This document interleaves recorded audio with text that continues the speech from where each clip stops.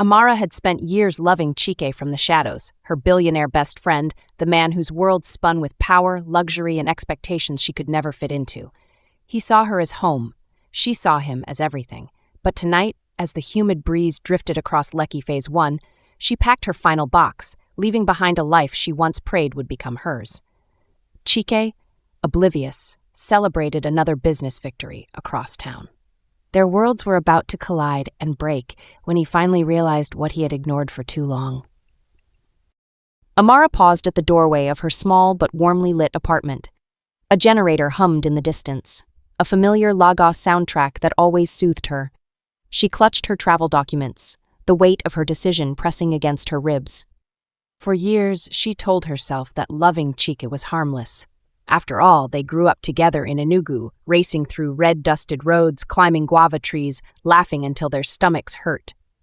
But childhood simplicity never survives adulthood. Not when one friend becomes a billionaire tech mogul and the other becomes the girl who waits at the sidelines. She placed her final box by the door, her hands trembling a little. "Focus, Amara," she whispered to herself. "You have to go." But memories refused to obey. Amara remembered the day Chike asked her to be his forever friend. They were 16, sitting beside the muddy stream behind his grandmother's house. He had handed her a woven bracelet he made himself, promising they would always protect each other.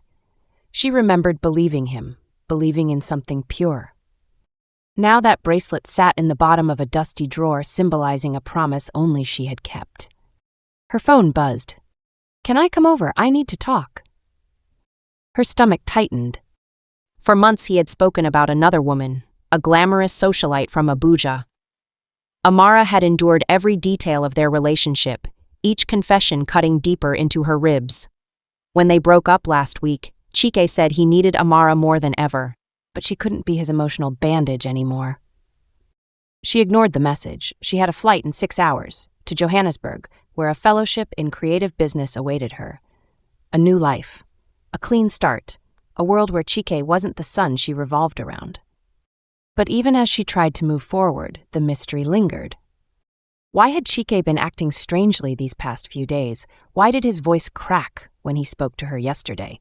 Why did he say, "There's something I need to tell you soon"? And why now did her heart ache with the feeling that everything she had waited for was arriving too late? 2 knocks echoed on her door. She froze. Another knock, firmer. Amara swallowed hard, her heartbeat thundering as she stepped toward the door. She didn't need to open it to know who stood outside. "Amara," his voice came through the wood, low, unsure, almost pleading. Her chest tightened painfully. The timing was cruel. The universe was cruel. And somewhere inside her, she knew. Whatever he came to say tonight, she no longer had the strength to hear it. Chike stood outside her door, the night wind tugging at his shirt, his usually sharp expression softened by confusion. For years, Amara had been his anchor, the one person who never treated him differently after he became rich. But lately, she had been slipping from him, like sand escaping his grip. Inside, Amara pressed her back against the door, fighting tears. She wished he would go. She wished he would stay. She wished she didn't care either way. "Amara, please open. I don't understand what's happening." His tone was unfamiliar, gentle, almost vulnerable. She took a breath and opened the door halfway. Chike's eyes widened. He took in the packed boxes behind her. "You're going somewhere?" Amara's voice was steady only because she forced it. "Yes." "When?" "Tonight." "What?" The shock on his face was real. "Why didn't you tell me?" A bitter smile tugged at her lips. "Because it's my life, Chike.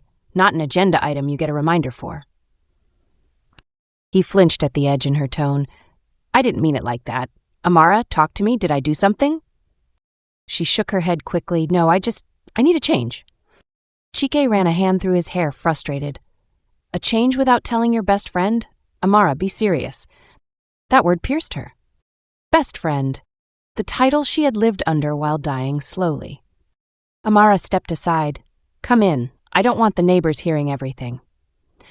He walked in, scanning her apartment as though trying to understand the story behind every box. "Why does it look like you're leaving forever?" She didn't answer. Instead, she asked quietly, "What did you want to tell me?" He hesitated. Flashback.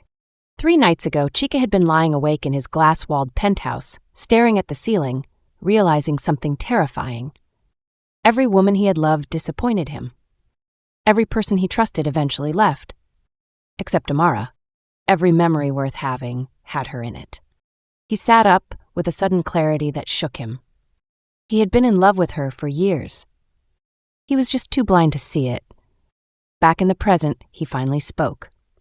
"Amara," his voice softened, "I think I'm losing you, and that scares me more than anything ever has." Her throat tightened. "Chike, you're not losing me, I'm just living my life." "I don't want you to go," he whispered. She shut her eyes. If only he had said that years ago.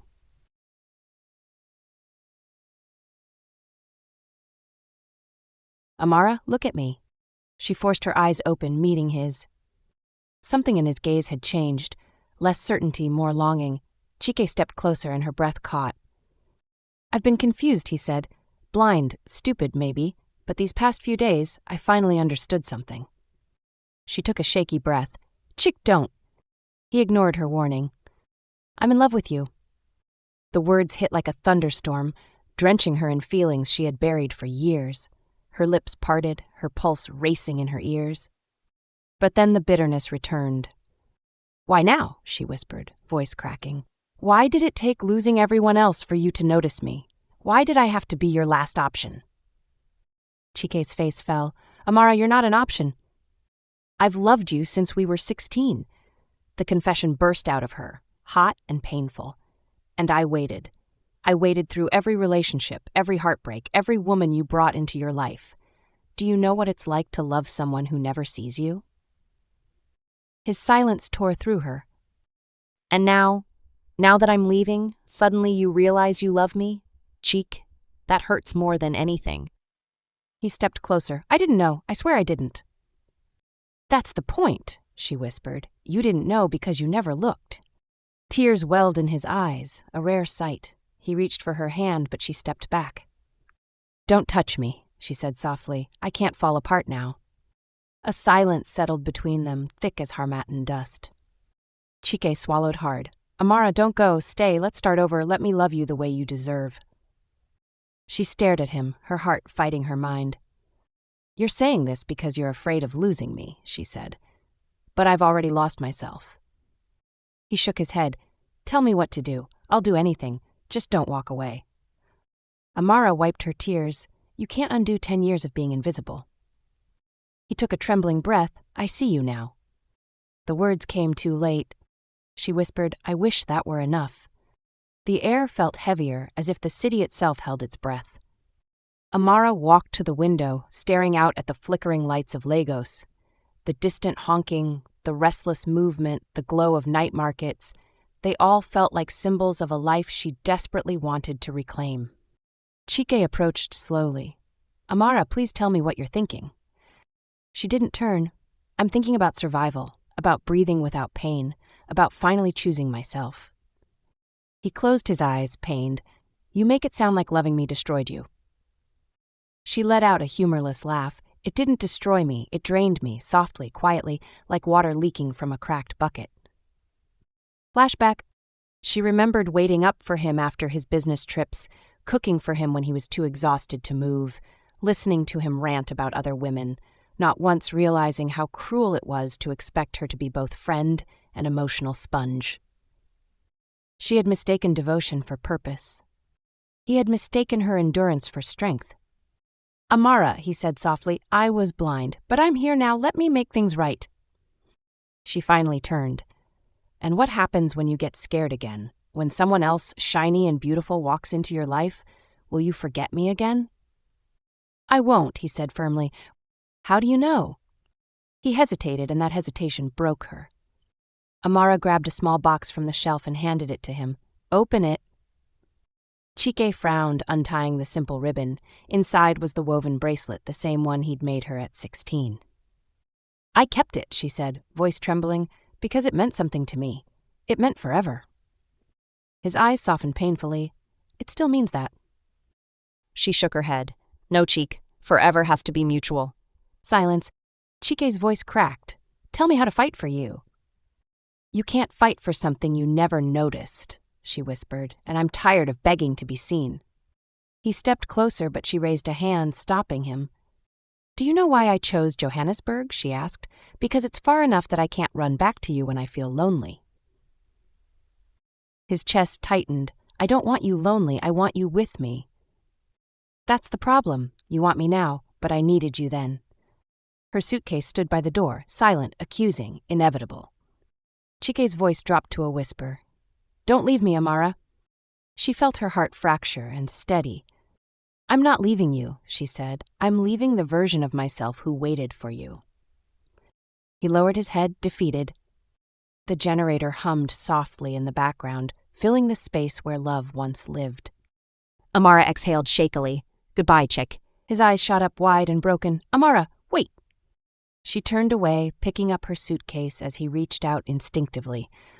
Don't go, he choked. Her back stiffened, but she didn't turn. I already did, she whispered. Something snapped inside Chike. He rushed forward and grabbed her arm, not roughly, but desperately. Amara, please, I can't lose you. She looked at his hand, then at his face. His fear was raw, unfiltered, almost childlike. For a moment she saw the 16-year-old boy who promised her the world beside a muddy stream. But childhood had no place in adulthood's wounds. Let go, Cheek, she said gently. He pulled his hand back as though burned. Tell me what to do. I'll change everything. I'll slow down. I'll put you first. She shook her head. This is not about you fixing things. It's about me fixing myself. Her words hit him harder than any slap could. Chike's POV. He remembered the countless times Amara stood beside him at events, unnoticed, while he charmed rooms filled with politicians and CEOs, how he leaned on her emotionally but never considered her heart, how he assumed she would always be there. He realized now that love, her love, wasn't a bottomless fountain. It had run dry from neglect. Back in the present, Chike stepped back, his voice trembling. I'm sorry, Amara, I'm so sorry. She nodded, I know. He fell silent, watching her zip her suitcase. The sound was final, like a door closing on a decade. You deserve happiness, he said quietly, even if it's not with me. She looked up, surprised by the sincerity in his voice. Symbolism. Outside the window, a street vendor extinguished his lantern.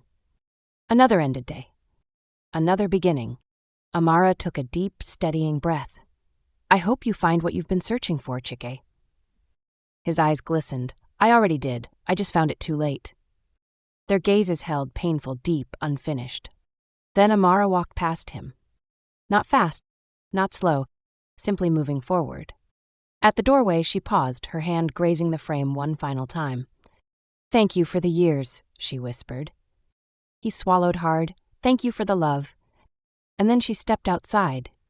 Chike sank onto the couch, burying his face in his hands. The silence of her absence felt louder than any noise Lagos had ever produced. Inside her Uber to the airport, Amara stared at the streets blurring past, the hawkers waving suya sticks, the okadas weaving through traffic, the neon glow of nightclubs. Lagos was chaotic, overwhelming, yet familiar. But familiarity had become a cage. Johannesburg would be her heir. She leaned her head against the window and allowed herself to cry, not for Chike, but for the girl she used to be. The girl who waited, the girl who hoped, the girl who loved silently. Tonight she let that version of herself go. Transformation.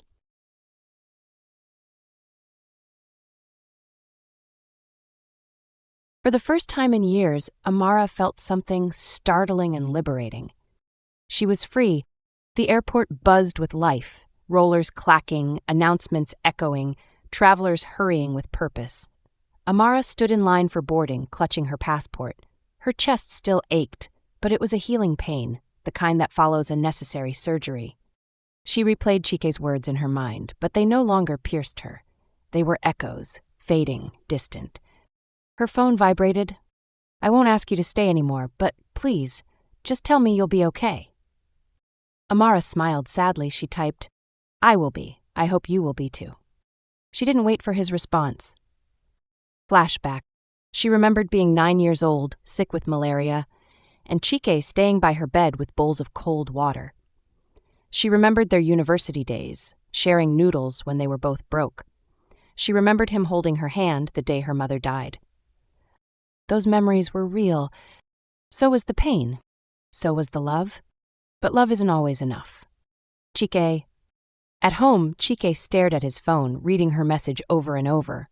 The apartment felt empty without her laughter bouncing through it. He walked to the window overlooking the Lagos skyline, his kingdom. But tonight, it felt hollow. He whispered to the night, "Be happy, Amara, please." Symbolism. On her wrist, Amara wore a new bracelet she had bought earlier, a thin silver band. It wasn't a symbol of loyalty to someone else, but a promise to herself. She walked down the boarding tunnel, her steps steady. She didn't know what Johannesburg held. She didn't know what future awaited her. But she knew this. She was choosing herself. And that was enough. The plane lifted off, Lagos glowing beneath her like a field of burning stars. Amara placed her palm against the window, whispering goodbye to the city, to her past, to the boy she once loved more than herself. And in that quiet moment of ascent, she felt something she hadn't felt in a long time. Hope. Weeks later, Chike stood outside the same stream where he once gave Amara the woven bracelet. The water still flowed tirelessly, just like time. He held the empty box she left him and wondered how a man with everything could feel so profoundly incomplete. In Johannesburg, Amara walked through a bustling art market, sunlight warming her skin. She laughed, light, free, unburdened, yet sometimes, in quiet moments, she felt him like a shadow of a memory. They were no longer together, yet no longer entirely apart. Two hearts drifting, healing, growing separately, yet connected by what once was. Love didn't end. It simply transformed. Amara wasn't gone.